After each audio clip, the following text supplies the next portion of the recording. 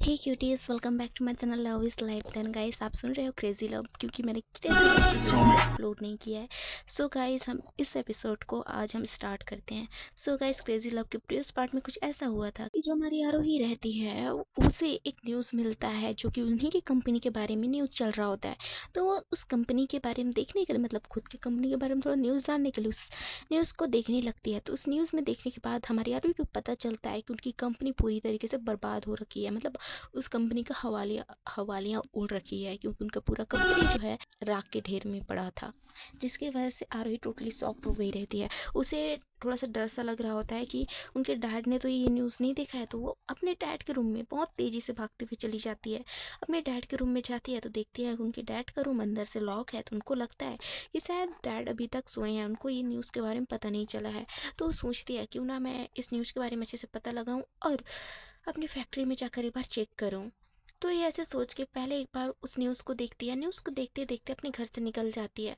अपने घर से निकलने के बाद अपने एक बॉडीगार्ड को अपने साथ ले जाती है। आरोही जो है पूरे रास्ते उस न्यूज़ को देख रही होती है। तो जो बॉडीगार्ड रहता है वो बोलता है, मैम कुछ प्रॉब्लम हो रखा है क्या? तो बॉडीगार्ड की बात सुन के वो बोलती है, हाँ वो चलो मैं तुम्हें बताती हूँ। तो ऐसे बोल के ये दोनों जो है कंपनी के बाहर चले जाते हैं, मतलब जो फैक्ट्री रहती है उसी के बाहर रुक जाते हैं। तो वो बॉडीगार्ड जो है देखकर टोटली शॉक्ड हुआ रहता है, क्योंकि पूरा जो उनका फैक्ट्री रहता है तहस महस हुआ रहता है। पूरा आग के लपटे वहाँ पे फैले हुए रहते हैं। वहाँ पे फायर ब्रिगेडर भी रहते हैं, जो कि आग को बुझाने के लिए अपना पूरा ट्राई कर रहे होते हैं, लेकिन आग के ऊपर उनका बिल्कुल भी कंट्रोल नहीं होता है। तभी आरोही की नज़र उसके डैड के ऊपर पड़ती है, जो कि उसके डैड जो है वहीं पे बैठ के बहुत ज़्यादा अपसेट हुए रहते हैं। उनकी आंखों से आंसू निकल रहा होता है, क्योंकि उनका जो फैक्ट्री रहता है करोड़ों का जो है मुआवजा करता था, जिसकी वजह से आज उनका पूरे तरीके से हवाइयाँ उड़ रखी थी। तो जो आरोही रहती है अपने डैड के पास जाती है और बोलता है, डैड आप यहाँ? तो जब उसके डैड आरोही को यहाँ देखते हैं तो शॉक्ड होते हैं। बोलते हैं, तुम यहाँ पे क्या कर रही हो? तो बोलते हैं, डैड एक्चुअली मैं सोई नहीं थी, तो मेरे मोबाइल में बीप आया कि न्यूज़ आया, सो मैं। तो उसके डैड जो रहते हैं मिस्टर सैगल, वो आरोही को डैडली हक करते हुए बोलते हैं, बेटा मैं पूरी तरीके से बर्बाद हो गया। इस कंपनी के ऊपर सब कुछ टिका था, इस फैक्ट्री के ऊपर। अब ये फैक्ट्री नहीं रहा तो क्या करूँगा मैं? मुझे मुझे समझ नहीं आ रहा है आखिर यहाँ हुआ तो हुआ क्या है। तो आरोही जो है उसको चुप कराते हुए, अपने डैड को चुप कराते हुए बोलते हैं, डोंट वरी डैड, सब ठीक हो जाएगा। आप चिंता क्यों कर रहे हो? हम मिलकर सब सही कर लेंगे ना डैड? तो उसके डैड बोलते हैं, बट बेटा मैंने यहाँ पे करोड़ों का लोन लेकर इस फैक्ट्री के ऊपर काम किया था, और मुझे वो सारा प्रोडक्ट किसी को सबमिट करना था, जिसकी वजह से मैं इतना डिसअपॉइंट हो गया हूँ कि मैं क्या बताऊँ तुम्हें। अगर उस बंदे को इसके बारे में भनक भी लगी ना कि मेरी फैक्ट्री का भी ये हाल है और उसका माल उसके पास नहीं पहुँचा, तो बंदा क्या करेगा मुझे भी नहीं पता है। मुझे समझ नहीं आ रहा है बेटा, मैं क्या करूँ?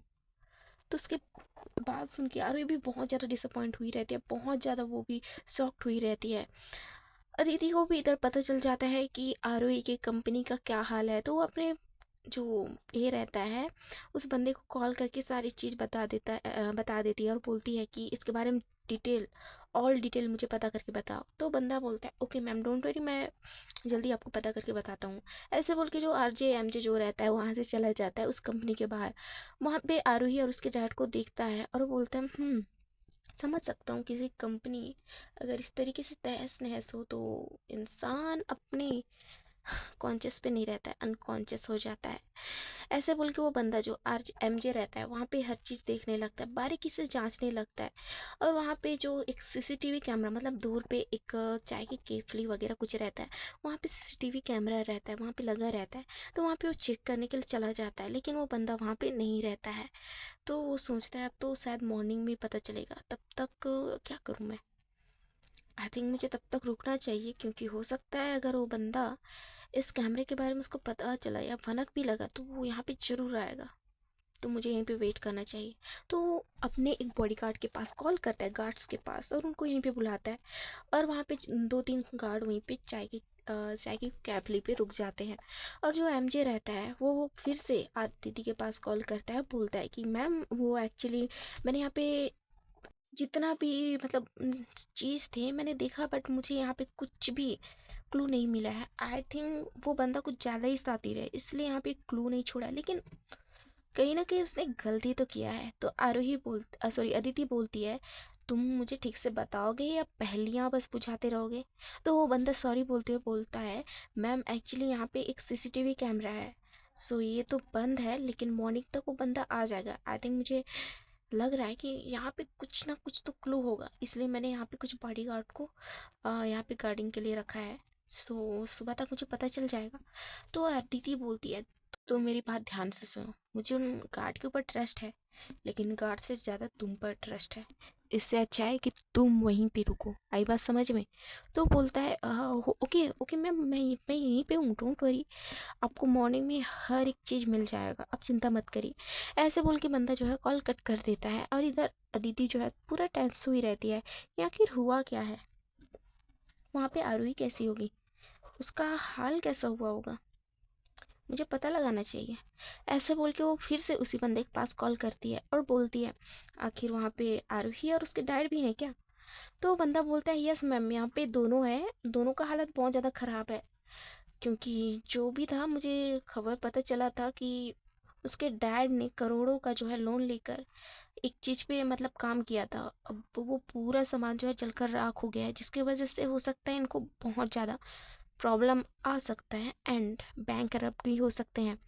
तो इस बात सुन के जो अदिति रहती है बोलती है, ओके ठीक है, तुम देखो सारा डिटेल मुझे पता लगा कि बता देना।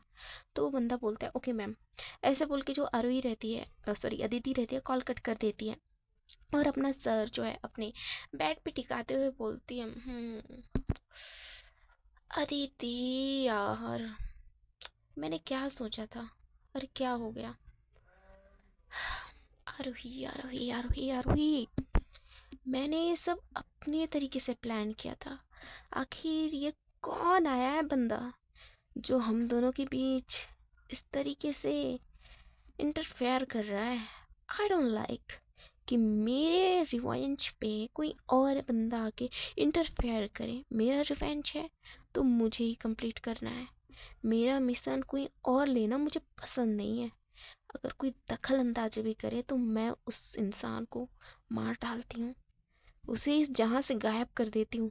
और उस बंदे ने तो मेरा आधा से ज़्यादा रिवेंज कंप्लीट कर दिया है, तो इसका तो उसे मुआवजा चुकाना पड़ेगा ना रवि। डोंट वरी बेबी, तुम चिंता मत करो, मैं उसे नहीं छोड़ूंगी। अब अपना रिवेंज मैं बाद में लूँगी, पहले उस बंदे के बारे में तो पता लगाऊं। ऐसे बोल के अदिति जो है अपनी आंखें बंद कर लेती है, अपने आइज क्लोज कर लेती है। दूसरे साइड जो एमजे रहता है वहाँ पे अपने गार्ड्स के साथ बहुत टाइम, मतलब 2-3 घंटे वहीं पे रुकता है। और 2-3 घंटे के बाद वहाँ सुबह भी हो जाती है। और सुबह की 6 o'clock वहाँ पे जो चाय की टिकिया के जो मालिक रहता है वहाँ पे आ जाता है। तो वहाँ पे वो 3-4 बंदे को देखते हुए शॉक हो जाता है और वो बोलता है, अरे भैया तुम लोग यहाँ पे क्या कर रहे हो? ये हमारा टिकिया है, इतना सुबह सुबह तुम लोग क्या कर रहे हो भाई? तो एमजे बोलता है, ये सीसीटीवी कैमरा तुम्हारा है, तुमने लगाया है? तो वो बंदा जो चाय की टिकिया का जो मालिक रहता है वो बोलता है, हाँ भैया हम ही ने लगाया है। क्यों, क्या हुआ, कुछ हो गया है का? तो जो बंदा एमजे रहता है वो बोलता है, तुम्हें पता नहीं यहाँ पे क्या हुआ है? तो चाय की टिकिया वाला जो बंदा रहता है बोलता है, हाँ भैया हमको मालूम है यहाँ पे क्या हो गया है। यहाँ पे जो मिस्टर सहगल साहब है ना, उनकी जो फैक्ट्री है जलकर राख हो गया है, मुझे पता है। तो एमजे बोलता है, अच्छा तुम्हें पता है तो तुम इस तरीके से क्वेश्चन क्यों कर रहे हो? तो बोलता है, भैया मैं क्या कर सकता हूँ, अब उनका जो फैक्ट्री है उनका जल गया है, मेरा तो नहीं ना, मेरा तो चाय की टिकिया सही सलामत है ना। तो हम एमजे जो है बहुत ज़्यादा गुस्सा हो जाता है, बोलता है, देखो भाई तुम मेरे सामने ना क्वेश्चन आंसर ये मत करो, मेरे को पसंद नहीं है। सीधा मैंने जो क्वेश्चन किया है उसका आंसर बस दो। तो जो बंदा रहता है, चाय की टिकिया का जो मालिक रहता है, थोड़ा सा वो डर जाता है, क्योंकि यार उसके साथ जो 2-3 बंदे थे वो हट्टे कट्टे नौजवान मतलब बॉडी बिल्डर थे यार। तो उसको देखकर उसका तो हवाइया उड़ जाता है। तो बोलता है हाँ भैया ये हमारा ही कैमरा है, इतना आप वो ना करो, मैं बता रहा हूँ ना मेरा ही कैमरा है। तो ये बोल के वो जो बंदा रहता है वो बोलता है कि ठीक है तुम्हारा कैमरा है तो सीसीटीवी कैमरा में कुछ तो रिकॉर्ड हुआ होगा ना, मुझे दिखाओ क्या रिकॉर्ड हुआ है। तो जो बंदा रहता है बोलता है ठीक है साहब हम दिखात बानी ना दिखात बानी। ऐसे बोल के वो बंदा रहता है जो अपना सीसीटीवी कैमरा चेक करवाता है। तो मुझे पूरी सीसीटीवी कैमरा को पूरी तरीके से मतलब जितने भी कैमरा वहाँ पे रिकॉर्ड हुए थे सब कुछ उठा लेता है, बोलता है ठीक है थैंक्स, ऐसे बोल के वहाँ से निकल जाता है। तो वो चाय की टिकिया का मालिक जो रहता है बोलता है अरे भैया कसन जमाना आ गया है यार, आजकल के ज़माना में तो थैंक्सफुल नाम की कोई चीज़ ही नहीं है, थैंक यू तो बोलना ही नहीं है। मैंने इतना बड़ा हेल्प कर दिया और मेरे को थैंक यू भी नहीं बोला, हाय रब्बा। ऐसा बोल के जो बंदा रहता है चाय की टिकिया खोल लेता है। सो दूसरे साइड एमजे जो है अपने बॉडीगार्ड्स के साथ वहाँ से निकल जाता है और अपने घर पे जाने के बाद सारी सीसीटीवी कैमरा चेक करता है। वहाँ पे देखता है कि एक बंदा जो है हुडी पहने हुए वहाँ पे आया रहता है, उसके साथ कुछ बंदे भी रहते हैं। वो बंदे को बोलता है मतलब कुछ बात बोलते हैं जो कि सीसीटीवी कैमरा पे तो रिकॉर्ड नहीं हुआ रहता है, बस वीडियो रिकॉर्ड हुआ रहता है। तो बंदे जो है वहाँ से चले जाते हैं और वो सभी तो सीधा मिस्टर सैगल की जो फैक्ट्री रहता है वहाँ पे चले जाते हैं। तो मिस एमजे को पता चल जाता है कि यार आई थिंक इन्हीं ने कुछ गड़बड़ किया है। ऐसे बोल के वो सारे क्लू को जो है इकट्ठा करता है और हमारी अदिति के पास कॉल करके हर एक चीज़ बताने लगता है। तो अदिति बोलती है ठीक है तुम पता लगाओ कि आखिर वो बंदा है कौन। और इधर हमारी आरोही और उसके डैड जो है पूरी तरीके से मतलब रो रहे होते हैं, पूरी तरीके से उनका हालत जो है ख़राब हुआ रहता है। तभी उसके साथ जो बॉडीगार्ड रहता है जो अदिति के सॉरी आरोही के साथ आया रहता है वो बोलता है सर अभी हमें यहाँ से चलना चाहिए, यहाँ पे मीडिया रिपोर्टर एंड पुलिस वगैरह हैं तो अभी हमें यहाँ से निकलना चाहिए, ऐसा ना हो कि कुछ ज़्यादा ही दिक्कत हो जाए। तो मिस्टर सहगल को ये भी इनकी बात सही लगती है और बोलता है हाँ ठीक है चलो। ऐसे बोल के ये तीनों के तीनों वहाँ से निकल जाते हैं। सीधा ये घर पे जाकर जो मिस्टर सहगल रहते हैं वो तो पूरी तरीके से मतलब अनकॉन्शियस ही हुए रहते हैं पूरी तरीके से। उनको समझ नहीं आ रहा होता है कि वो क्या करें क्या नहीं करें, क्योंकि यार उनकी फैक्ट्री पूरी की तरीके से तबाह हो रखी थी। वहाँ पे उसकी वाइफ भी आए रहते हैं और आयशा और उसके भाई आयुष भी आया रहता है। वो सभी जो है उसके डैड से बात करने की ट्राई कर रहे होते हैं लेकिन उनके डैड जो है बिल्कुल बात नहीं कर रहे होते हैं। मिस सहगल जो रहती है हमारी अदिति सॉरी आरोही की मॉम, वो बोलते हैं आप चिंता मत करिए सब ठीक हो जाएगा। तभी मिस्टर साइकिल जो है चिल्लाते हुए झूंझते हुए बोलते हैं आप क्या बोल रहे हो ठीक हो जाएगा, आपको पता है मैंने कितना कितना पैसा वहाँ पे लगाया था, मैंने करोड़ों का लोन लिया था, अगर मैंने वो सब नहीं किया ना तो क्या हो सकता है आपको पता है। वहाँ पे जितना भी माल था ना करोड़ों का था। जिस बंदे ने भी ये प्लानिंग किया है ना सोच समझ के किया है, मेरे को बर्बाद कर रखा है उसने। तो आरवी बोलती है डैड डोंट वरी सब ठीक हो जाएगा। तो बोलते हैं बेटा तुम जो समझ रही हो ना ये छोटा मोटा नुकसान नहीं है, वो करोड़ों का नुकसान है। अगर मैंने वो चीज़ नहीं किया रहता ना तो चलो मैं एक पॉइंट के लिए मैं इस लॉस को एक्सेप्ट भी कर लेता, बट ये लॉस छोटा मोटा नहीं है बेटा। आपको पता है हम बैंक रॉब भी हो सकते हैं, इसके साथ साथ हम बहुत ज़्यादा प्रॉब्लम फेस कर सकते हैं, इसलिए मैं डिसअपॉइंट हो रखा हूँ।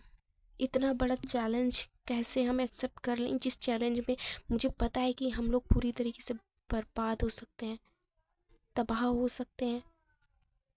आरवी जो है मिस्टर साइकिल को हक करती है, देन आयशा आयुष और उसकी वाइफ भी उसको हक करते हुए बोलती है डोंट वरी, हमने बहुत सारे मुसीबत को फेस किया लेकिन इसको भी ज़रूर फेस करेंगे, आप चिंता मत करिए, कुछ भी हो जाए हम आपके साथ हैं और हम इस मुसीबत से भी निकल जाएंगे चाहे उसके लिए कुछ भी करना पड़े। आरवी भी बोलती है डैड डोंट वरी हम साथ हैं तो हर एक मुश्किल को हल कर सकते हैं चाहे कितना भी बड़ा हो, हम इसके लिए आपकी फुल सपोर्ट करेंगे आई प्रॉमिस। ऐसे बोल के जो आरोही रहती है अपने डैड को हक करती है। देन उसके डैड भी थोड़ा सा खुद को काम करते हैं, कूल हो जाते हैं, बोलते हैं जब मेरी फैमिली मेरे साथ है तो डरने की क्या बात है। ऐसे बोल के जो मिस्टर साइकिल रहते हैं वो छोटी सी स्माइल करते हैं। तो आरोही बोलते हैं ये स्माइल कुछ ज़्यादा ही छोटी है, थोड़ा सा बड़ा वाला स्माइल कर दीजिए जो हमारी फेस पे भी बड़ा सा स्माइल आ सके। तो मिस्टर साइकिल हंसते हुए बोलते हैं मेरी जान तो आप लोग हो ना, तुम लोग मेरे साथ हो तब तक मुझे कोई इशू नहीं है। आई बात समझ में? ऐसे बोल के मिस्टर साइकिल जो है सभी को हक करते हैं। तभी वहाँ पे रिंग रॉन्ग रिंग होता है, मतलब कॉल का रिंग बजने लगता है। तो जो मिस्टर साइकिल रहते हैं वो बोलते हैं वेटर को, ऐसे बोल के वो कॉल जो है पिक करते हैं, बोलते हैं हेलो। तो सामने से आवाज आता है, मिस्टर साइकिल कैसा लगा तुम्हारी कंपनी की दिवालिया? हम्म। तो मिस्टर साइकिल जो है शॉक्ड होते हैं, बोलते हैं कौन हो तुम, क्या ये सब तुमने किया है? तो बंदा बोलता है हो, क्या तुम्हें अभी भी पता नहीं चला कि कौन हूँ मैं? और अच्छी बात है पता नहीं चला है, तो थोड़ा सा सिगरेट रखने में भी कोई बड़ी मतलब बात नहीं है, अच्छी बात है ना। मैं धीरे धीरे तुम्हारी सारी मेहनत की कमाई जो है ना मिट्टी में मिला दूंगा, और तुम्हें और तुम्हारी फैमिली को रास्ते पे लाऊंगा। तुम्हारी फैमिली के एक मेंबर ने मेरा भाई छीना है, तो मेरे भाई की जान के बदले तुम्हें मैं रोड पे लाऊंगा, और रोड पे लाने के बाद तुम्हें बर्बाद कर दूंगा, मार दूंगा।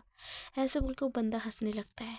तो मिस्टर सहगल जो गुस्से से बोलते हैं हाउ डेयर यू, तुम मेरी फैमिली को हाथ तो लगा के देखो, मैं तुम्हारा वही हाथ काट कर हटा दूंगा, फेंक दूंगा। मेरी फैमिली की साइड कोई आंख भी उठा के देखता है ना, मैं उनकी आंखें निकाल देता हूँ। और तुम मेरी फैमिली को मारने की बात कर रहे हो? एक बार मेरे सामने आ जाओ, मैं बताता हूँ फिर मैं कौन हूँ। मैं मिस्टर सैगल, जब भी तुम मेरे पास आए, मेरे नज़र के सामने भी आए ना, तुम्हें मैं नहीं छोड़ूंगा। आई बात समझ में? तो सामने से वो बंदा हंसते हुए बोलता है मिस्टर सैगल, तुम जितनी भी जो भी चाहे जो भी कर लो, लेकिन तुम बर्बाद होके रहोगे। आई बात समझ में? और ये सारी चीज का श्रेय तुम्हारी बेटी को जाता है। तुम्हारी बेटी की वजह से मेरी मेरे भाई की जान गई है। अब मेरे भाई के बदले तुम्हें अपनी बेटी, तुम्हारा बेटा, दोनों से हाथ धोना पड़ेगा। आई बात समझ में? दोनों के दोनों से। ऐसे बोल के वो बंदा बहुत हंसने लगता है। तो मिस्टर साइकिल बहुत गुस्से में चिल्लाते हुए बोलते हैं तुम एक बार मेरे सामने तो आ जाओ, मैं बताता हूँ मैं हूँ कौन और मैं क्या कर सकता हूँ। तो बंदा हंसते हुए बोलते है मैं देखता हूँ तुम क्या कर सकते हो क्या नहीं। वैसे भी मैं तुम्हारे सामने भी आऊँगा ना, तुम्हें पता नहीं चलेगा कि मैं हूँ कौन और क्या नहीं। ऐसे बोल के वो बंदा कॉल कट कर देता है। दूसरे साइड एमजे ने इस सारे कॉल का जो डिटेल निकाल दिया रहता है, क्योंकि यार एमजे कुछ ज़्यादा ही टैलेंटेड रहता है। वो सारे कॉल का डिटेल, जिसने कॉल किया है, किस तरीके से कॉल किया है और वो इस वक्त कहाँ है, ये सारा लोकेशन जो है हमारी और अदिति के पास पहुंचा देता है। और अदिति जो है इस चीज़ से बहुत इम्प्रेस हो जाती है और वो बोलती है एमजे इसको निकालो और इसके किए की सजा दो। आई बात समझ में? इसे छोड़ना मत। इसने मेरे मिशन के बीच अपने मिशन को लाकर बहुत बड़ी गलती की है, और मेरे मिशन में इंटरफेयर करने की इसकी सबसे बड़ी गलती है। ठीक है? तो एमजे बोलता है माय लेडी डोंट वरी, ये इंसान इस दुनिया में है कि नहीं इसके बारे में पता भी नहीं चलेगा, और ये वही है जिसे हमने मारा था, जिसके भाई को। तो अदिति बोलती है आई नो, इसके बातों से तो पता चलता है कि ये बंदा वही है, उसी का भाई है जो इलीगल उन लकड़ियों का जो है धंधा कर रहा था। पता चल तो गया है, अब ये तुम्हारे ऊपर है कि तुम इसके साथ क्या करते हो और क्या नहीं। तो एमजे बोलता है डोंट वरी बॉस, इसके साथ मैं ऐसा काम करूँगा ना कि इसको सारी 7 पुश्तियाँ जो है ना ध्यान रखेंगे कि ऐसी हरकत करने से पहले वो 1000 बार सोचे।